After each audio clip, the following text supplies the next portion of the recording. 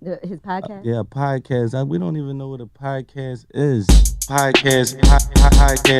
We don't even know what a podcast is. Podcast. We don't even know what a podcast is. Podcast. We don't even know what a podcast is. Podcast. We don't even know what a podcast is. Podcast. We don't even know what a podcast is. Podcast. We don't even know what a podcast is. Well, maybe you probably should have been a little bit more informed there, Mr. Mill. Huh? That podcast jingle right there, made probably a year and a half to 2 years ago by me, geniusly. Is it geniusly or ingeniously? That's a fucking word. That's a thing in the English language I don't understand. Do genius and ingenious mean the same fucking thing? He had a genius plan. He had an ingenious plan. He made a genius podcast jingle. He made an ingenious podcast jingle. But that was Meek Mill. He was on a radio. He was on the Charlemagne show or whatever the fuck that's the Breakfast Club. I believe he was talking about. I don't know who he was. I can't even remember who he was talking about. Was it Drake or Joe Budden? Fucking MC Tim. I don't know who he was talking about, but somebody dissed him on a podcast, and him and his crew, him was bragging that him and his crew didn't even know what a podcast was. How times change, Mr. Mill. How times change. I bet you know what a podcast is now. I bet you since that day there's been hundreds of podcasts that had their own things to say about Senor Mill. And I don't really know what's up with Meek Mill now, but I did see, I look at Twitter every day. I get sucked into the bubble. And I guess Meek Mill, he had beef with Drake, and the last thing I saw, his ex-girlfriend, Wax's podcast, getting on the E! Entertainment News. Did you hear? Beep, beep, beep, beep, beep. The latest. Kim Kardashian, turns out that she was with Donald Trump's assistant aide while they were in Syria getting peed on by refugees, but they made the law illegal because Beyonce had to go. I don't know what I'm talking about, man. See, that's the thing. When you try to be funny, you take the risk. You take the risk of being unfunny. And you know what? I'm not going to edit that shit out. This is a podcast. A podcast is not as crafted as a edited music video or whatever is a crafted sculpture. A podcast is not a sculpture. A podcast is just the side of a cliff that has been eroded. A cliff. The side of a cliff that has been naturally eroded for millions of years. The only editing that's done is the editing of Mother Nature. Or Jesus, God the Shepherd, or whoever that you guys pray to out there. Allah, Muhammad, Buddha. I don't know anything about Hinduism, but whatever y'all do. God damn, man. Yeah, so anyway, I was going to say that funny how time changes for Meek Mill, bragging about the radio show that didn't know what a podcast was. I bet you now that all of those, I know that Charlemagne does. I bet you all of those people that were the hosts of that radio show have their own podcasts, and Mr. Mill would love to be on any of them, huh? What am I talking about? Was I personally offended by Meek Mill? Am I realizing now that the whole reason I even made that jingle in the first place because I felt some kind of personal offense, as if he was calling me a nerd or a dork for not only knowing what a podcast was, but for having my own podcast, even at that point, for several years. Everybody's got one now. My podcast is just like a lot of other things that I've done with my entertainment career, y'all. Let me explain what I mean by that. YouTube videos. When it comes to doing YouTube, doing the tube, I was ahead of the game. When I first started rapping on YouTube, It was considered nerdy, dorky, geeky to do that. You weren't a real rapper if you did that. Now, that's the natural evolution of things. That's the natural place to go to start your career as a rapper. And I was ahead of the game, but unfortunately, I didn't really keep it going like I could have. You know what I'm saying? I get to the point where I do it pretty well, and then I kind of just like bullshit and waste time and shit. But dude, I don't know if this is true, but I'm pretty sure I was one of the first rappers to have their own podcast. I don't know if that's true. I don't know that for a fact. But I bet you that if you take all the podcasts of rap, I know that Joe Budden claimed to be the first one, and while he was claiming that, I was saying to myself, well, I've had a podcast for years. That said, you could easily call into question my legitimacy. How big does your name have to be considered a rapper with a podcast, you know? I bet you there's people that had podcasts before mine even came out. Yeah, maybe they put a couple rhymes together in the past. You know? That doesn't mean they were rappers. What am I talking about? Anywho, yeah, man, shit's crazy. I'll tell you one thing. I will tell you one thing that Donald J. Trump is correct about.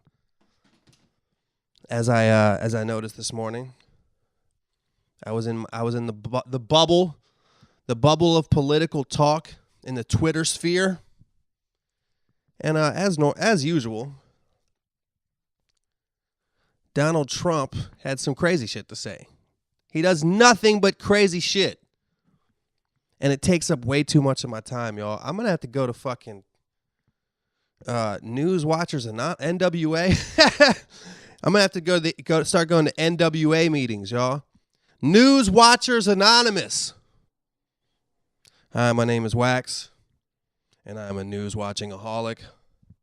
I can't help it. I just want to see what Donald Trump said and did. I don't know, y'all. I don't know how many people this is affecting as greatly as me. I'm sure that people that have a regular job, people that have children, people that have bigger lives than me, you know, I don't have anybody that I'm responsible for. I don't ever wake up with an alarm clock. I might have to start doing that. I might have to start setting my own schedule, but it's really difficult for me to do. I've said that so many times over the years, and you just can't teach an old dog new tricks. But I don't know if it's affecting you guys, and I think it affects me more heavily because I have so much quote-unquote free time. I say quote-unquote because it's not supposed to be free. It's supposed to be a time where it's the opposite of free. It's supposed to be the time where I'm making fucking money. And you know what I'm not doing when I'm watching all this stupid fucking news? I'm not accumulating any dollars. This bad hombre is not getting any fucking dinero. Okay? Because I'm just watching fucking Donald Trump all the time. And you know what? I bring this up to say this. If there's one thing that motherfucker says that's true, let me do a quick preface. I was watching some shit this morning, and Donald Trump's on the National Prayer Breakfast. He's doing a breakfast where it's supposed to be all about religious leaders leading us in prayer. And what the fuck is he talking about? He's talking about Arnold Schwarzenegger and how bad his fucking ratings are on The Apprentice.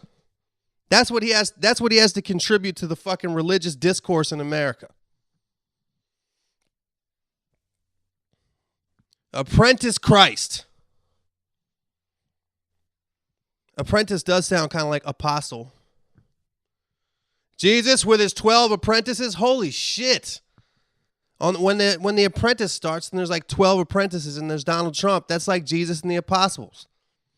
And when they get together, and they do the fucking thing where he says you're fired, that's like the Last Supper.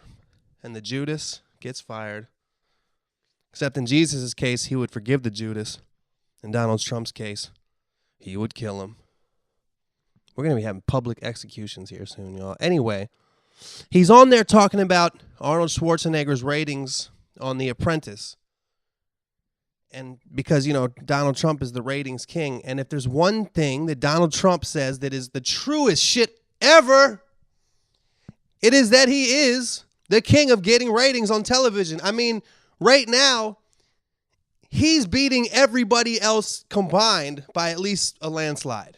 Minimally a landslide. I can't stop watching that orange motherfucker, man. Last time I watched something orange for this long, I was fucking looking at a Hot Wheels track when I was 4. Last time I watched something orange for this long, I was in a weird dream about a fucking orange plastic cylindrical water slide that never ended. Am I right? God, I'm hilarious. These metaphors and analogies, they come from God. They don't come from my brain. That orange cylindrical never-ending tube that I was referring to just now, I was referring to the conduit that goes from my brain to the Lord,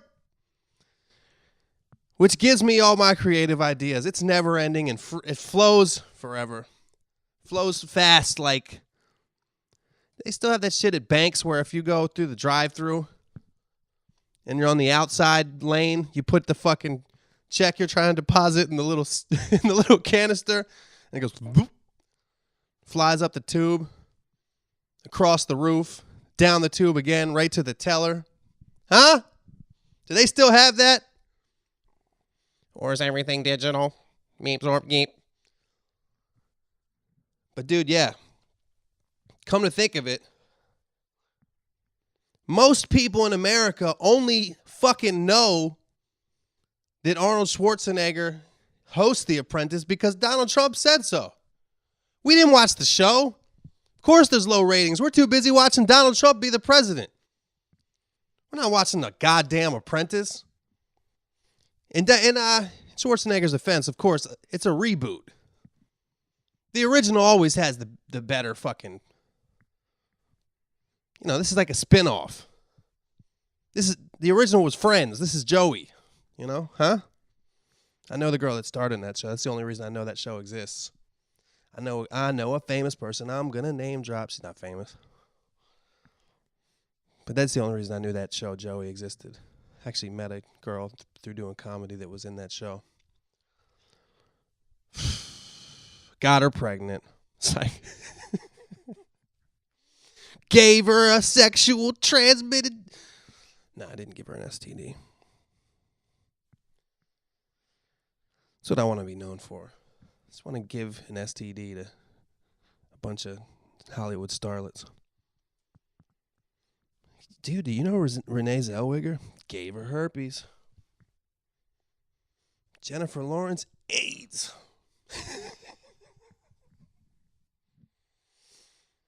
Dude, I fuck so hard that when I give a girl an STD, I lose it.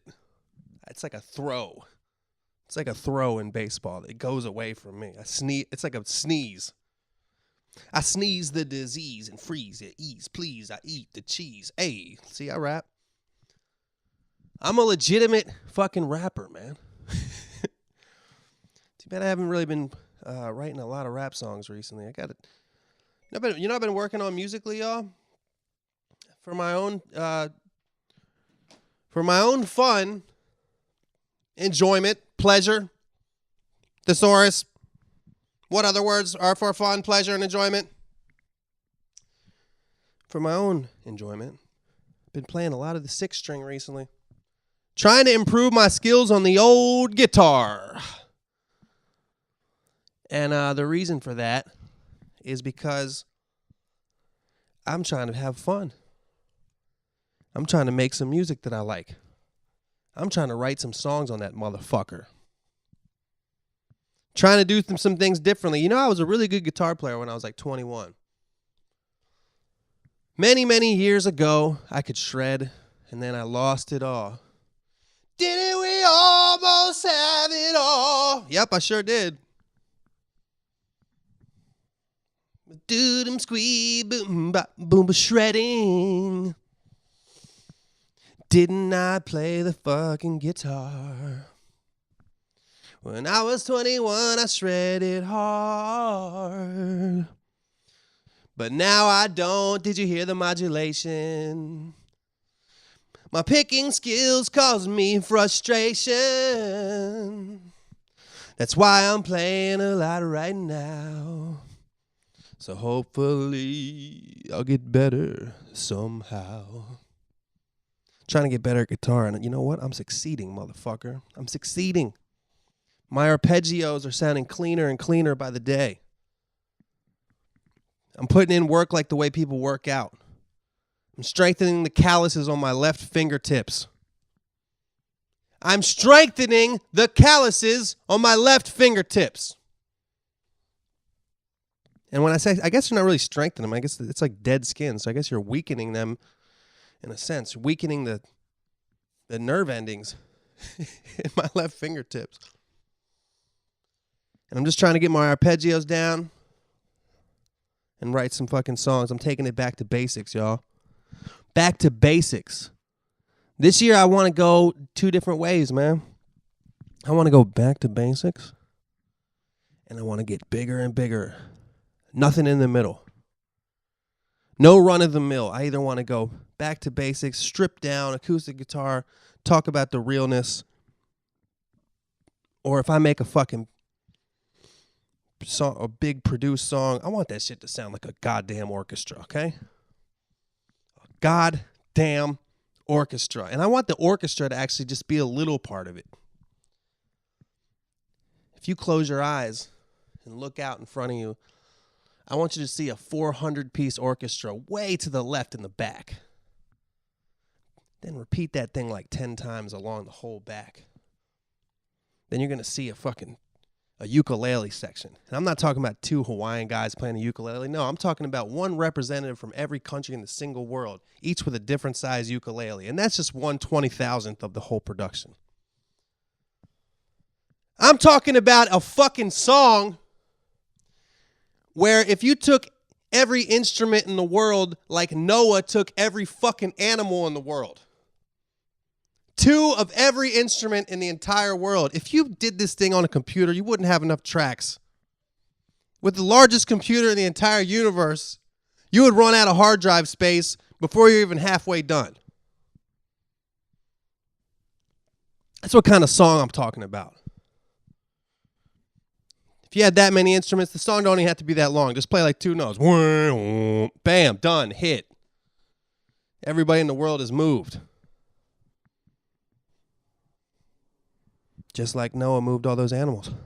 Can I go off on any more tangents? Yeah, sure. Cupcakes. It's not really a cup. It's more like a short cup. I mean, is that really, it's more like a... What came first, the cupcake or the muffin, and what's the difference between the two? I guess the muffin is more like it's more about what's in it than the shape, because they're similarly shaped. Yeah, so... Yeah, I was playing a lot of guitar recently. That's where I was going with that. Been having fun, but yeah, for real, the point was, when you've been doing this music shit for as long as I have, it's very important to remember why you started in the first place. I literally live in almost the dream house that I had in my mind many years ago. There's only a couple differences. I always pictured that I'd live in a house with a backyard that I could grill in with a studio in the house. I have all that. There's a couple things I don't have. One, I always pictured it being on like the top of a mountain without any neighbors nearby, so I could be loud at all times. 2, and this is why, because I pictured having a drum set. I don't have a drum set, and if I did, I live too close to my neighbors to be able to play it like I wanted to. And 3, I don't own the house. I just rent the house. That said, I'm living this dream here, and it's like, well, why the fuck did I want to do this in the first place? It's because I enjoy it. And when I've been playing guitar recently, I don't put any type of, when I pick that thing up, I don't say that I'm working. I don't give myself any expectations. And you know what? When I don't give myself any expectations, I actually achieve more promising results. I wouldn't apply this technique to all aspects of your life. Although maybe I'm wrong to say that. Because I was going to relate this to, say, working out in the gym, which could be, your goal being to either A, like lose weight, or B, gain weight. Some people go to the gym to gain weight. But maybe that's true. Maybe if you went jogging or to the gym or whatever you do to lose weight, maybe if you treated it more like you're just doing it for fun, maybe you would have more success rather than be like, oh, fuck, I got to jog. I got to put on my socks. Then I got to put on my jogging shoes and my sweatpants. And I got to go around the neighborhood. Just look at the stupid trees. Maybe if you're like, oh, nice. It's a relatively nice day outside. I can put on my headphones, listen to a good album. This is perfect. What a nice break from the norms of the day. What a good way to get away from the troubles of the world. What a nice meditative way to get some good exercise. Maybe if you looked at it that way, you would be more successful in losing weight. So, hey, maybe I should be a guru. Maybe I should start a new podcast called The Guru Podcast. I'll talk half about the rapper Guru and half about just advice that I have about getting stuff done. Phew. I actually had a couple things written down that I wanted to talk about. I think they're all politics, though. Let me start. I didn't even look at it yet, but let me start this. Of course, there's going to be a couple people, and I get it. I fucking get it. Of course, there's going to be a couple people that anytime I mention anything political, are going to be like, yo, stick to rapping. Stick to music. How about you shut up about your politics? Stick to music. And you know what? I get it, dude.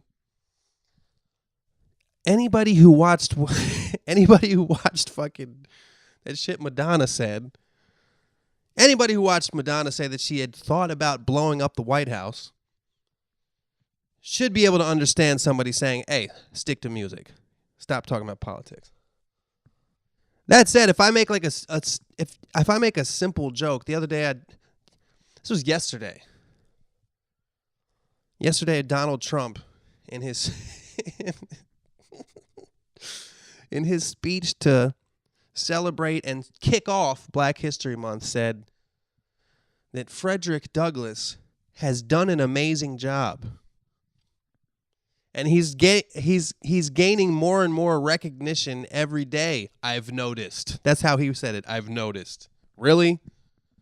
What do you mean you've noticed that?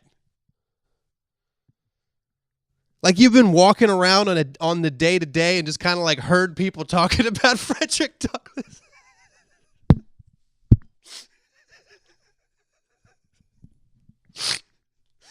That's a fucking... Oh my God. Holy shit. Frederick Douglass has done an amazing job. And he's been getting more and more recognition, I've noticed. Like you've just heard people, like he's like the new J. Cole album. You've been walking around just kind of hearing people playing it out their car.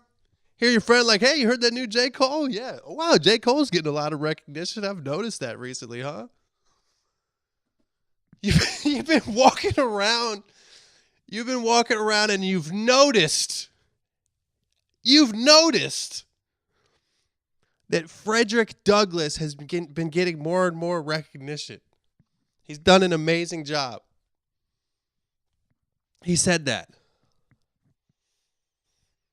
So, I mean, first of all, what are you talking about? Second of all, he said it as if like Frederick Douglass is like still alive. Frederick Douglass died before there was a 19 in front of the goddamn years. There's a 20 now. He died in like 1890 something. Don't quote me on that. But He said it as if he's been alive. So I made a joke. I was like, I said, I can't remember how I worded it, man. Fucking. I said something about Donald Trump noticed this morning that Frederick Douglass, quote, has done an amazing job, unquote. He also noted that Harriet Tubman's new railroad system will provide a much-needed boost for the coal industry. Just a silly, that's just a gag, a joke. And of course, a few people, and I say a few because I think 2 people actually said something, but they all got some pretty good amount of likes. Kind of like stick to politics. And I get it. I get that the country's relatively divided. And of course, me being a fucking, being like essentially a white rapper who talks a lot about just being a fuck up alcoholic and shit. I got fans from all sides. And I ain't mad at anybody for their fucking political views, but if you can't see that Donald Trump is just silly, I can laugh at a joke about somebody I agree with. I can laugh at a fucking joke. It's not like I was saying, "Yay, man, we need a revolution." It's not like I was saying something crazy. We can't make jokes without somebody saying, "Stick to music." It's like, motherfucker, stick to whatever the fuck bullshit you do. What do you fucking do? Stick to whatever and stop making comments on my Facebook if that's how you feel about it. You're not an expert in Facebook comments. I'm sorry if the person that did that is listening. I'm sorry, but what I really mean is we're all fucking Americans. I mean, not everybody listening to this, I mean, at this point, it doesn't matter because now the American president has an effect on the whole fucking world. Let's put it that way. He's already fucking starting fights with Mexico, Australia, all our great. He's like one of those friends that like America's like your homie, and Donald Trump's presidency is like when your homie gets drunk and all of a sudden starts wanting to fight all his good friends. But we're all Americans here. This is a very historic time. Not only did we just change presidents, but this is something new that we've never seen before. So I'd say anybody, whether you're a fucking doctor, a rapper, a fucking homeless person, anybody has the right to express their opinion about it. It is a little different because us as entertainers, we have a big ass audience that has to fucking. So we have a bigger megaphone. And some people would say it's irresponsible to not use that megaphone to say dumb jokes. Not me. I take my responsibility as an American. Not lately. Fucking Donald Trump, man. Has that motherfucker ever said anything that's poetic? Like fucking think not what your country can do for you, but what you can do for your country. Or the dude that walked on the moon, Neil Armstrong, one giant leap. One small step for man, one giant leap for mankind. Donald Trump will never say anything like that. Definitely not something that he writes from his heart. I also hate how everything's segmented. If I were to say anything negative about, according to many people on Facebook, if you say anything negative about Donald Trump or anything jokingly insulting, you're this stereotypical vision of a liberal that they have in their head. I'm conservative on some shit. I'm liberal on most shit. I'm conservative on a couple things. I think on guns I'm relatively conservative. I think the argument for gun control whenever somebody shoots somebody is pretty ridiculous. As if there's not a gazillion guns already out there. What are you going to do? Get them all? My argument on guns is this. If somebody's fucking crazy and wants to shoot a bunch of people in the United States, because there's so many available, they're going to be able to get a gun. Maybe not in some of these other places where it's harder. It's kind of like my same argument. It's my same argument about, when all the like conservative Christian types down in the Carolinas got mad because there was something about transgender people being able to use whatever bathroom they wanted. And it's like, okay, so if you're scared that this guy dressed as a woman is going to go into a woman, holy shit, that squirrel is fat. I'm looking at the fattest squirrel I've ever seen in my, oh, Jesus Christ, dude. That motherfucker looks like a tabby cat. The squirrels in my backyard are unusually fat. If you go out in nature, like real nature, the squirrels are 1/3 of the size of the ones in my backyard. Because we have an orange tree, and these squirrels eat nothing but oranges, which is all sugar. And I guess they're naturally supposed to eat fucking like nuts, which is like fat and protein that they store. And I don't know I'm not a squirrel scientist. I'm not a squirreliologist. Okay, saying they're fat. They eat trash and oranges.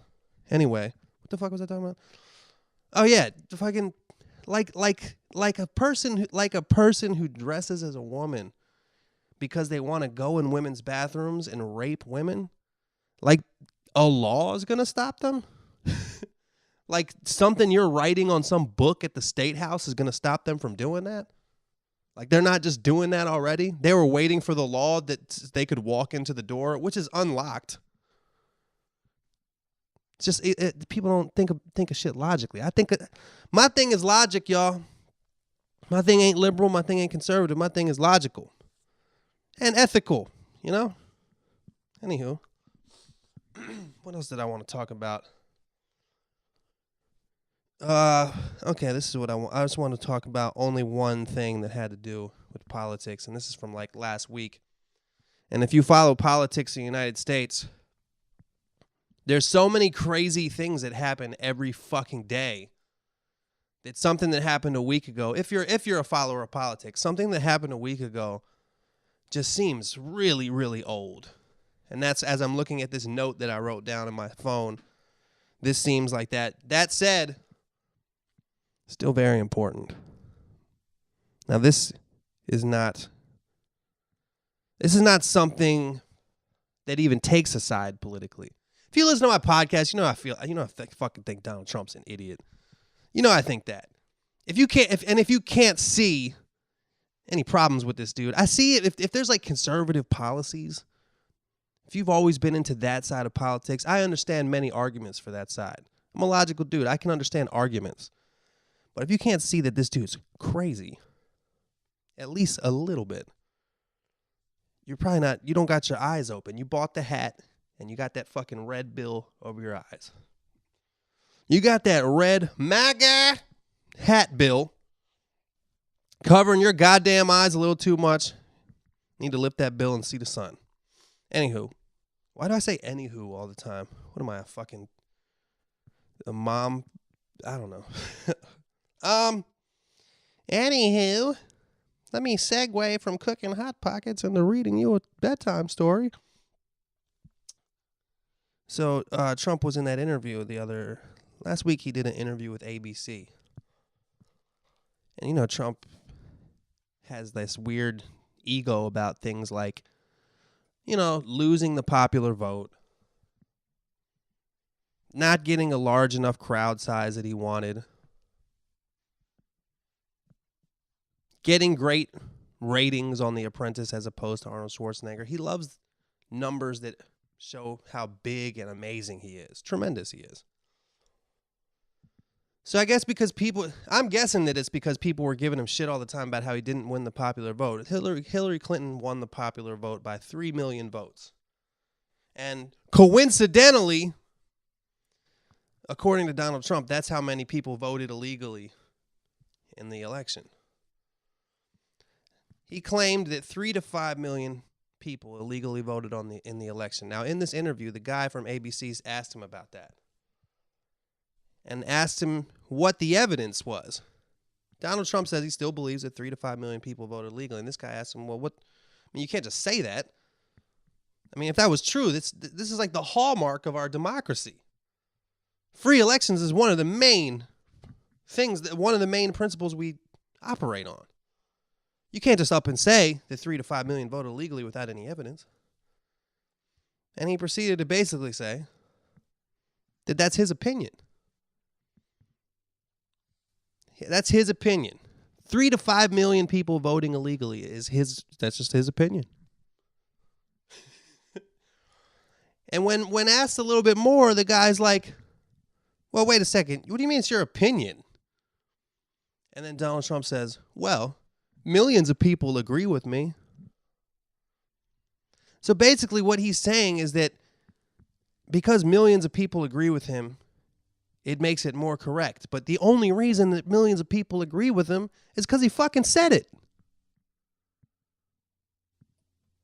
If I was supposedly some kind of expert on sports, and I went on television and I said, if that's let's say the Patriots win the Super Bowl, and I say Tom Brady was on steroids, and they say, what the fuck? What proof do you have of that?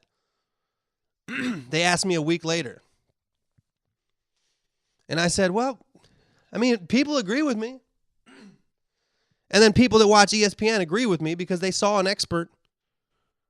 a supposed expert on sports just say it. Yeah, people agree with what they're told, especially people that are on that side. People will agree with whatever Trump says.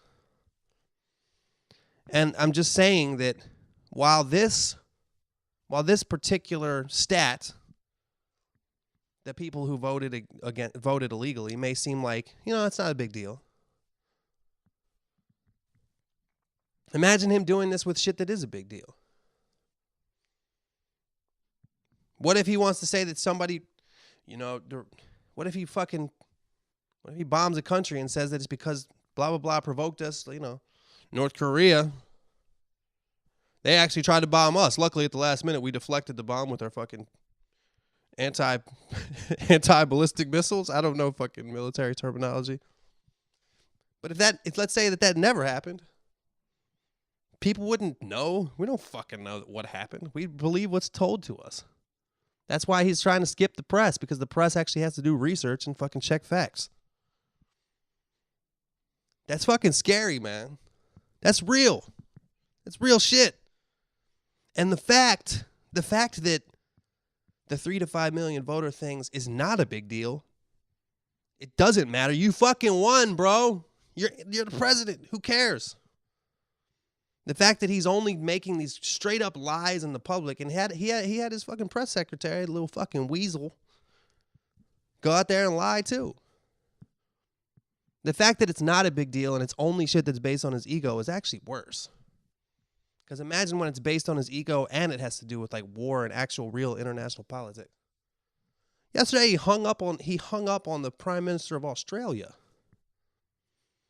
See, now if you go on Twitter, they're going to be like, well, Australia, but the Trump supporters are going to be like that. But it's like, if you're supposed to be this great negotiator, as you advertised and campaigned on, great negotiators don't fucking throw tantrums and hang up the phone. Great negotiators fucking talk about it. Not to mention, fuck negotiating. You're a fucking political leader, man. Be civil. This isn't that you don't, because you disagree with somebody, you don't hang up the phone on them and fucking tweet about them. It's Australia, dude. It's Australia. This is going to end up being like the movie Scarface, dude. Australia's like Manolo, man. Like, yeah, he fucked your sister, but they were in love. What are you doing? You don't kill him. And your ego end up crushing yourself. And as America, in a couple years, sits at that table sniffing that pile of cocaine, and every other fucking country in the world, the Colombians in the movie, storms over the fucking fence, will have his ego to blame. Come on, y'all. Motherfuckers.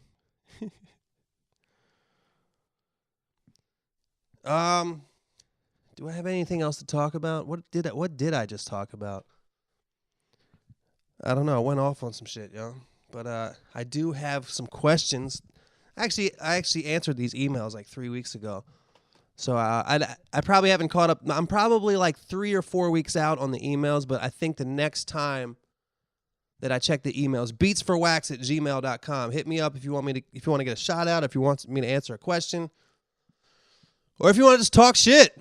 Whatever you want to do, beatsforwax@gmail.com. By the next week's podcast, I should be pretty well caught up. All right, let me get these up. All right. Got these pulled up. Let's do some motherfucking shout-outs. All right. We got Francis from England. Andrew T. from Vancouver. Up there in Canada. Been the talk of the town recently. Speaking of Trump. Everything's Trump related in my mind because I'm in the fucking news bubble. I got to get out of this bubble, y'all. I got to fucking do something else, man. Speaking of that jog analogy I was doing earlier, I think I need to start doing that. I have picked back up on my yoga, though. All you fucking tough guys and fucking rednecks out there that are calling me various homophobic slurs right now because I do yoga, you know what? How about this? You can suck my fucking dick. How about that? Huh? Who's the cuck now? Hey, suck my fucking cock. What? What the fuck was that? Yeah, there's nothing wrong with doing yoga, y'all. Nothing wrong with the old yogs. Muggsy yogs. We got Mark in Vegas. Mason P. Shout out to Jackie Sweetleaf.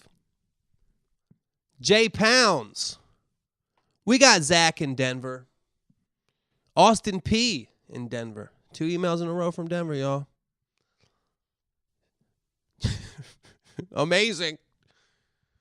Jackie G. in St. Paul, Minnesota. Denver and St. Paul, both places where I played at on the last tour. Me and the Palmer Squares and DJ Skits out on the Cookout Chronicles tour. Both great shows. Denver winning the award for one of the hypest and most well-attended shows. There's a lot of people at that one. St. Paul wins the award for Best Green Room.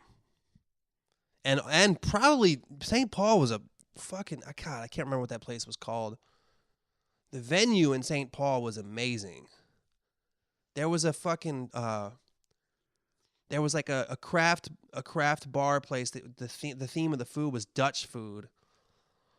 And then the other half was this music venue. That was a fucking... I can't remember what it was called, but the venue in St. Paul, if you can somehow look up where did Wax and Palmer Squares play in St. Paul, I'd recommend seeing any show there. It was a really cool venue.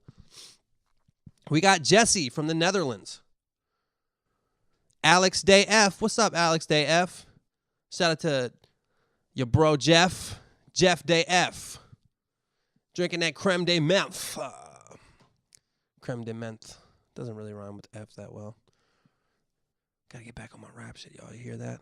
Just tried to make a whack rhyme. Slits wrist. Anna H. We got Nick J. Christian. Finn Tokes.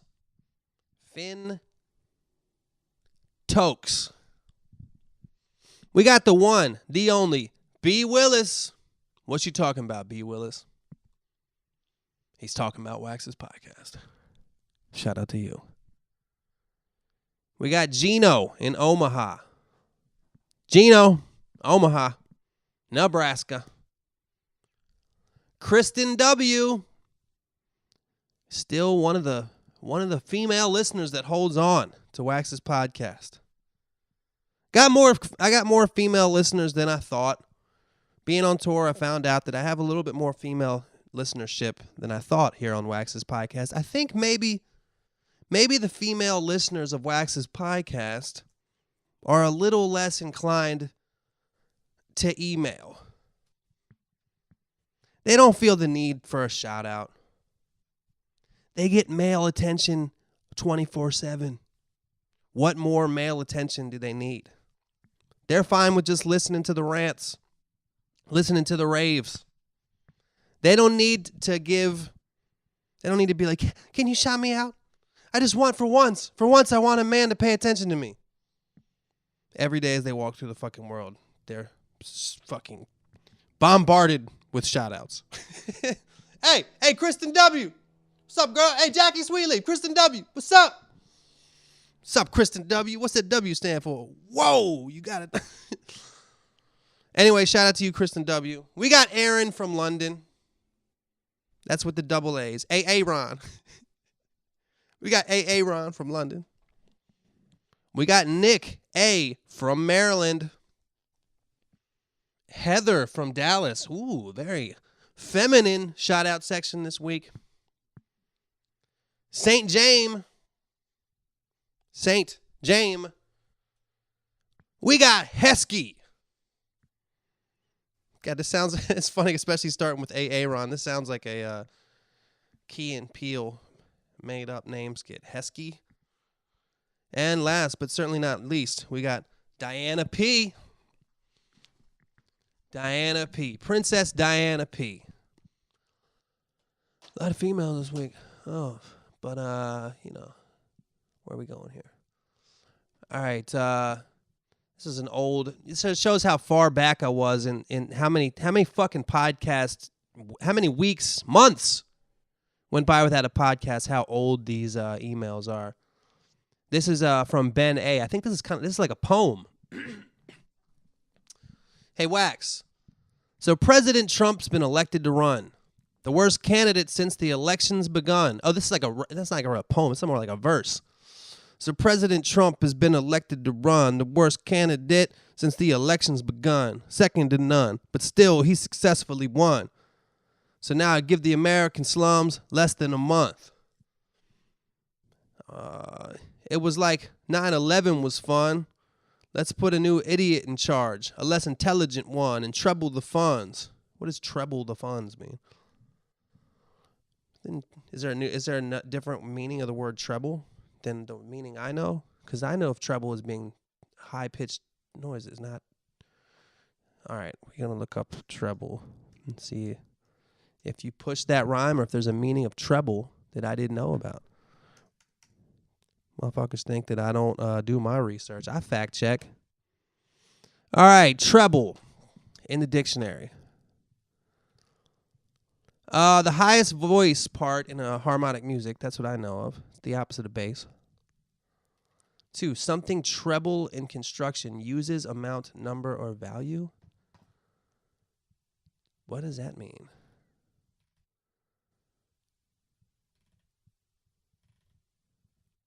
She trebled her. Oh, wait. To grow to 3 times. Oh, to grow to 3 times. Oh, he's using it as like triple. Treble and triple mean the same thing. Did y'all know that? Did y'all know that? This motherfucker. He said American slums. I bet you this motherfucker's from Britain or something where they use words like that. Did you know that treble means the same as triple? Like if I said I tripled my fucking net worth or trebled my net worth, that's the same thing. Thank you, Ben A.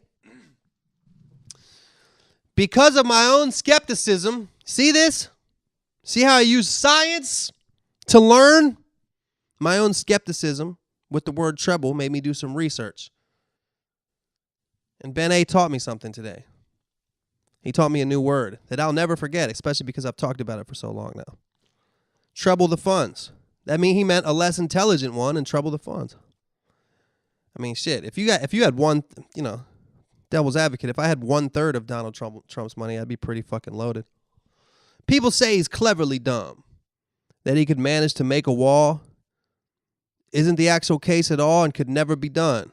Not in his garden, let alone a Mexican one. You're fucking killing it with the multis. Until you see the edge of it touch American mud.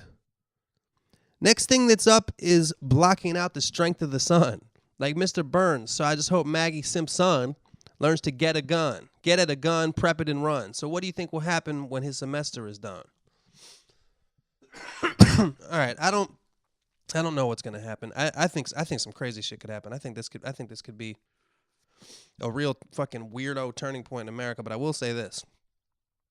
I'm against the wall. I'm against the wall in Mexico. On the border. I think it's kind of just a dumb idea. Like motherfuckers ain't got tunnels and planes. There's a thing called the balloon effect, y'all. When you push into a balloon, it pushes out somewhere else. We learned this in the drug war. And a big part of Donald Trump's rhetoric about the drug war, about the wall, is the drug war. We want to keep drugs out. If you fucking build a wall on the Mexican border, does that mean some dude in Vermont all of a sudden doesn't want heroin anymore? You think he ain't going to get that shit, especially considering he probably wants heroin because he's trying to kick Oxycontin. That's the facts at this point. And Donald Trump's going the opposite way with the big pharmaceutical companies, shockingly. We can only have drug dealers if they are legal and business billionaires. Anywho,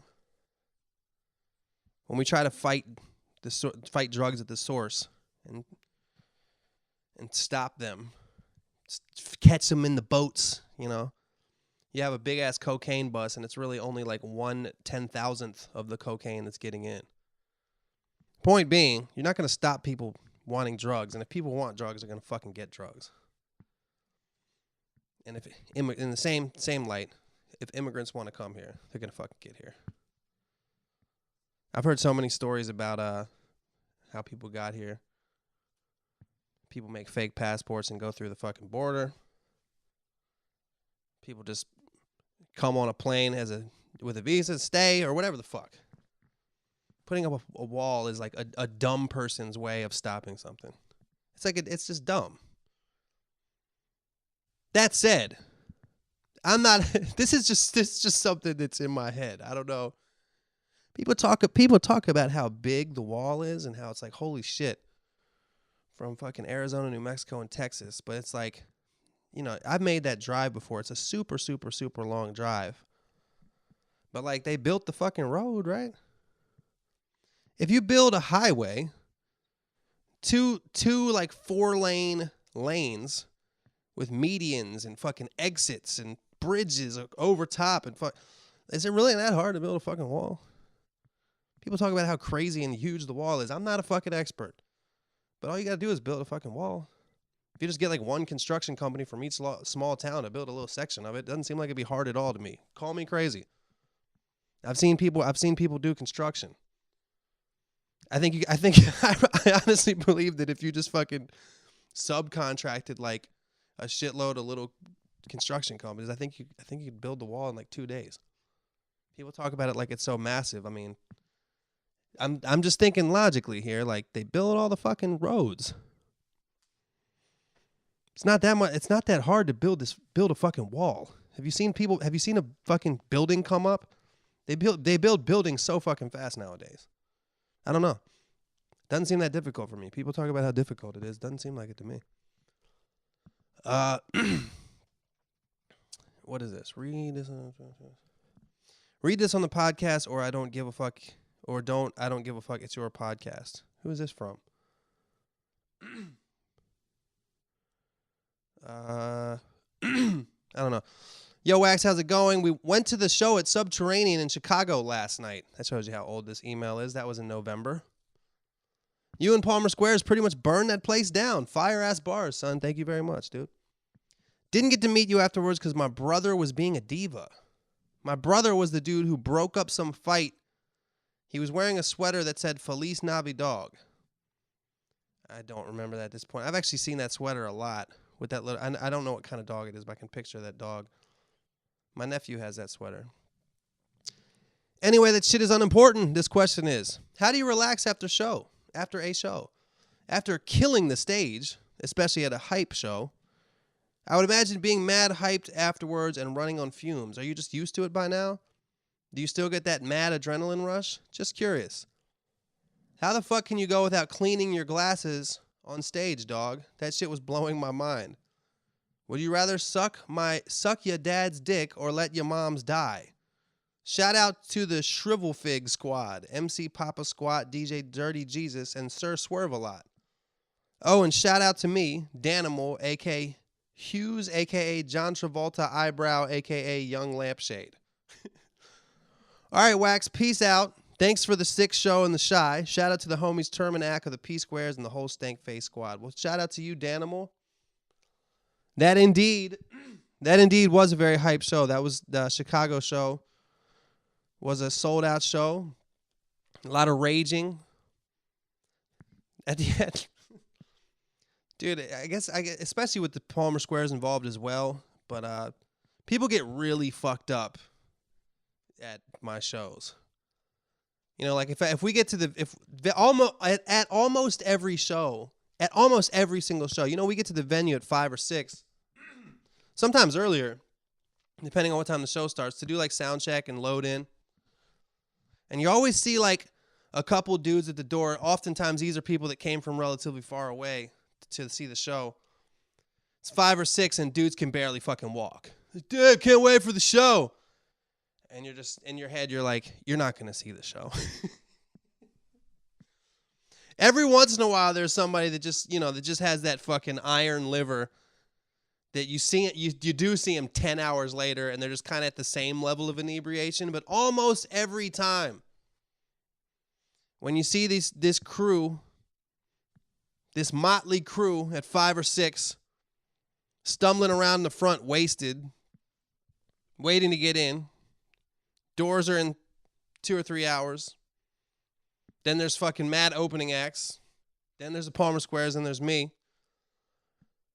By the time I'm on, they're usually kicked out. And dude, I talked to this. Granted, this place was like kind of kicking people out left and right, but I talked to the security guard at Subterranean in Chicago after the show, and he said they kicked out 35 people.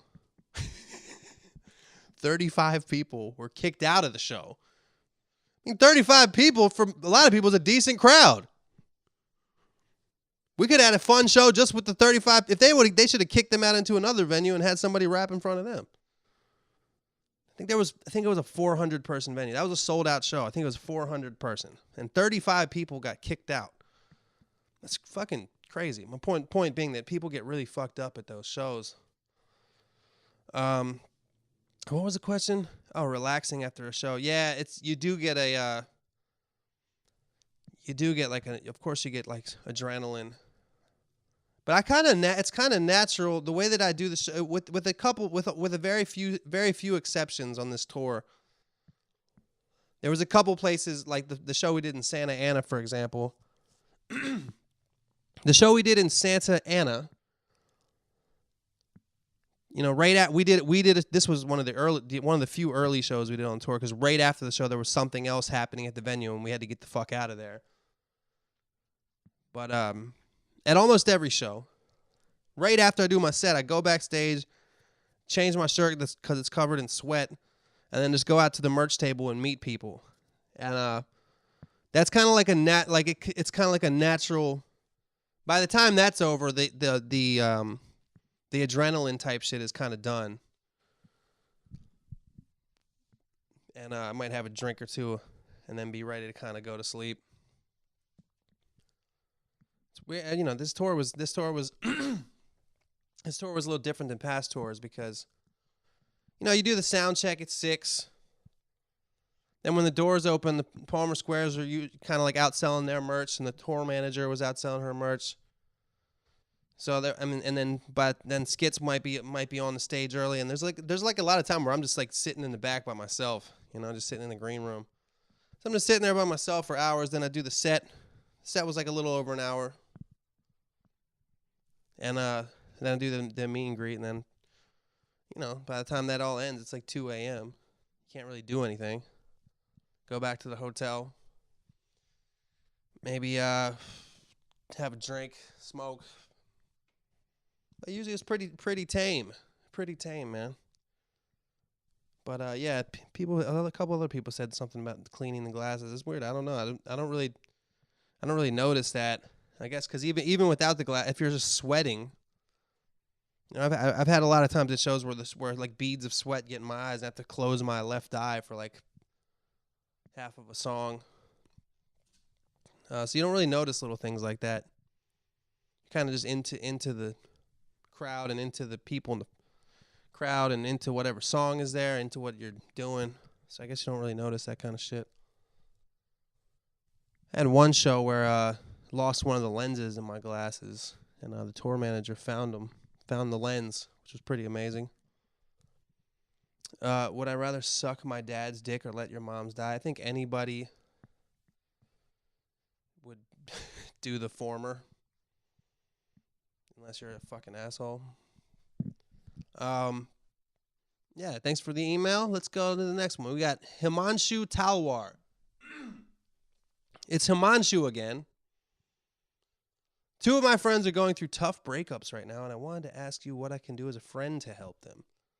People are always asking what to do when they go through breakups, but as a friend, what can I do in my position? I would drive to Buffalo for your show, but I'm in the middle of my college semester, so I'm going to use that as my excuse. These are some old questions. That Buffalo show seems like a while ago, too. Probably like a couple days after the Chicago show. That was a fun show as well. Shout out to all the people in Buffalo that came through, all the Canadians that drove down. That was a good one. Remember it was raining. We went to this weird bar/restaurant that was attached to, what was it? Was it the hockey arena? I can't remember. It was attached to one of their sports arenas up there. Some dumb little place. That's what I usually remember about where we played. I remember the set itself, and I remember if we went out to eat somewhere, I remember that. The best place we went to eat was in Dallas. Mia's in Dallas. God damn, that place was good. I don't know. What can you do as a friend? I'm trying to think of when I had friends that go through breakups, or when I went through it. Like, what do you want your friends to do? I would say, try to take them to events where fun is being had. Try to get their mind off it. I don't know. Try to get them laid, maybe. Introduce them to some girls. I don't know. As a person who's been through a lot of breakups, big and small, I will say that there's definitely something to be said about, this is the reason people have rebounds, quote unquote rebound relationships. Definitely getting with somebody else helps to take your mind off of a person. You know, inevitably, after a little while, you'd be like, oh, I was just looking to replace that person, and this is kind of unfair, and I don't really like this motherfucker. So that happens sometimes. But I think that maybe introduce them to a fucking other person they can fuck. I don't know. But more importantly than that, just be there for them. Don't let them do anything drastic. Watch out. People get crazy after breakups, man. I certainly knew somebody that did the ultimate,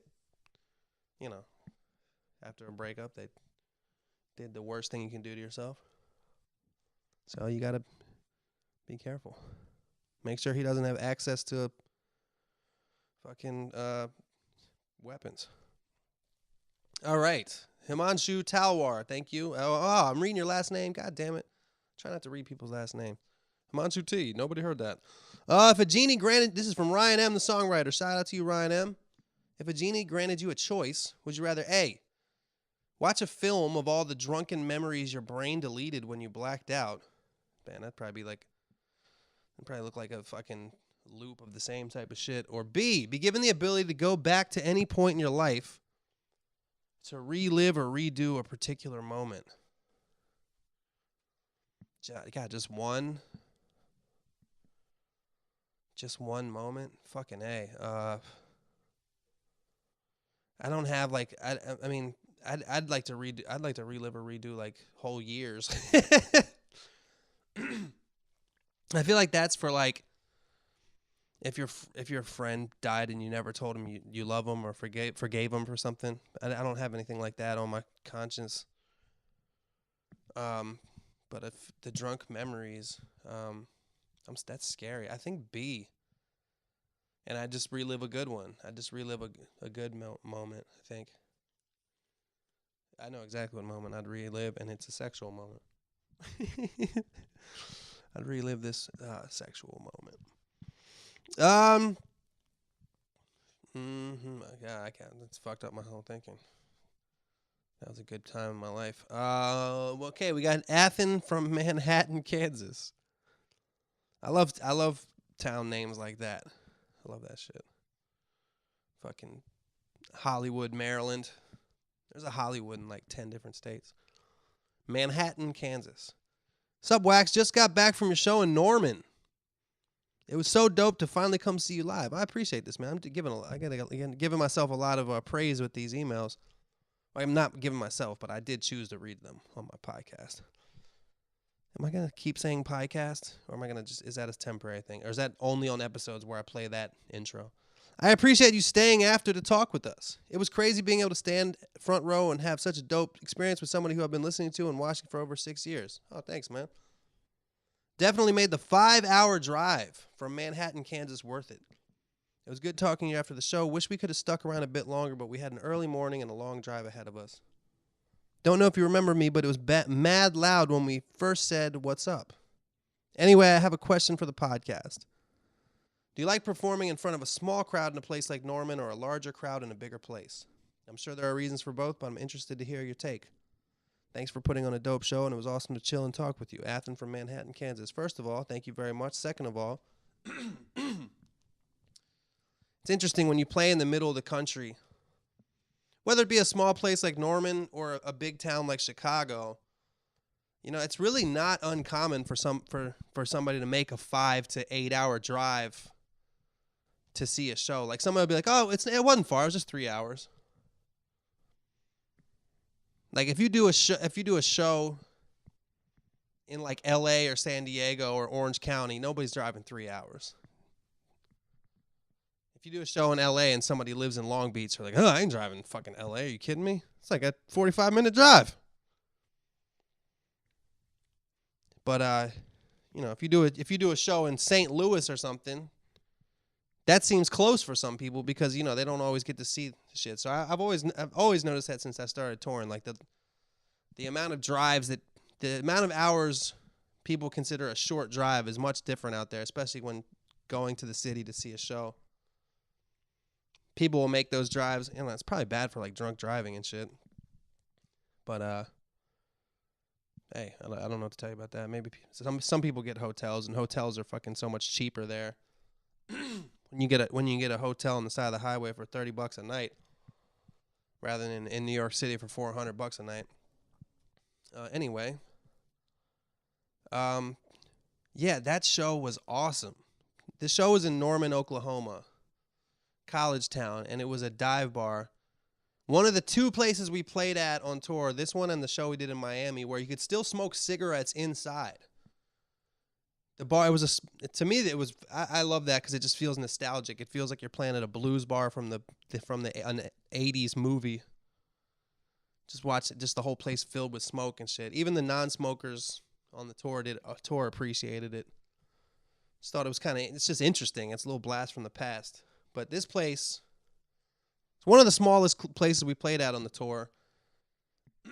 And I actually do like playing at smaller places better. This place and the place in Bozeman, where the stage is short, the crowd is like, the front row's face is right next to your face. Rather than the show we did in Salt Lake City, where the stage is 7 feet high, and then there's a barrier. So there's 12 feet of, not 12 feet, but like 8 feet of just space between you and the crowd. 7 feet tall and then 8 feet in front of you in this big ass room. Now, don't get me wrong, that was a really fun show too.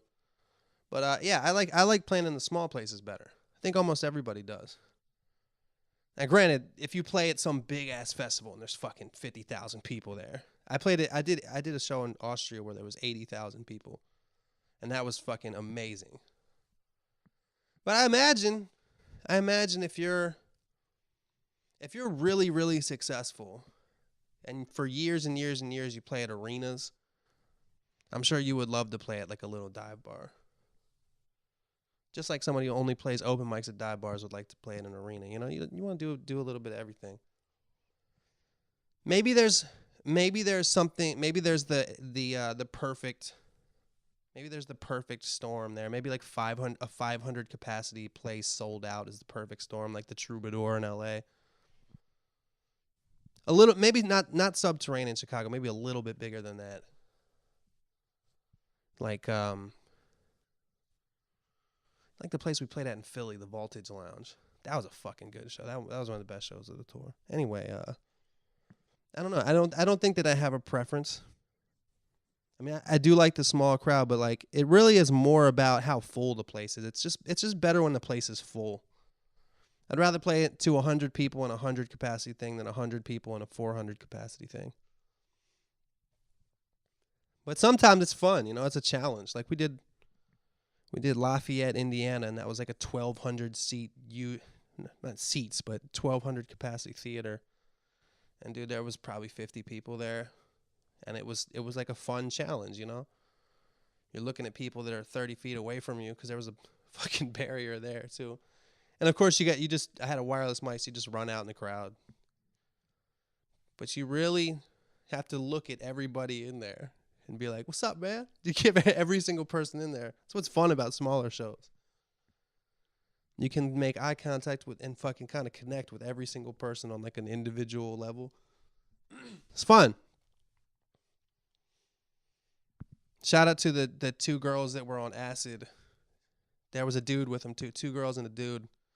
They were on acid at the Lafayette, Indiana show. That was funny to talk to y'all afterwards. I can't remember y'all's names. Like a hippie white girl, a hippie black girl, and then the dude was kind of like a skater, kind of taller guy. Typical Wax fans. And then the Molly kids in Miami. Y'all know who you are. Another diverse crowd. They wouldn't stop making contact with me. Giving me 5s and hugs. That was fun. Yeah, so yeah, you know what? Speaking of that, I'm just going to end this podcast by saying belated thanks to everybody that came out to that tour. That was an amazing time for me, and I'm sure it was the same for the Palmer Squares and DJ Skits. We'll see what happens this year. We'll see what I can do about touring this year. You know, my goal is to get to Australia, man. I want to go fucking tour in Australia. But I think I would need to do it as an opener. I don't think I have enough fans to make that financially possible. I mean, shit, you never know. Donald Trump may put a ban on us traveling to Australia this year. Who fucking knows? Might have to try to get there by boat and end up in that deep detention center on that island. Nauru or whatever the fuck it's called. I don't know. God, can I clear my throat more? Let me clear my throat. Be safe out there.